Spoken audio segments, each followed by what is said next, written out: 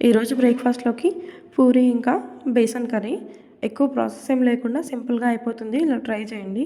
కడాయిలో ఆయిల్ వేసుకొని జీలకర్ర, ఆలుగడ్డ ముక్కలు, పచ్చిమిర్చి ముక్కలు, ఆనియన్స్ని వేసుకొని పచ్చివాసన పోయేంతగా ఫ్రై చేసుకోండి.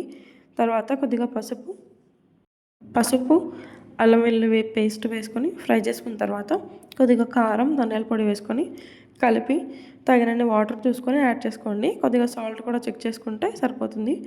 వాటర్ మరుగుతున్నప్పుడు శనగపిండిలో కొద్దిగా వాటర్ వేసుకొని మంచిగా ఉండలు లేకుండా మిక్స్ చేసుకొని కర్రీలో యాడ్ చేసుకొని కలిపి 2 మినిట్స్ పెట్టి ఆఫ్ చేసేయండి.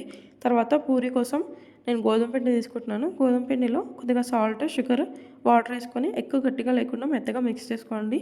పూరి మీకు ఏ సైజులో కావాలో ఆ సైజులో ఒత్తుకొని బాగా వేడిగా ఉన్న ఆయిల్లో మాత్రమే పూరీని ఫ్రై చేసుకోవాలి. అప్పుడు మంచిగా పొంగి మంచి కలర్లో వస్తుంది. అంతే, పూరి ఇంకా బేసన్ కర్రీ రెడీ. ఎంజాయ్ చేయండి.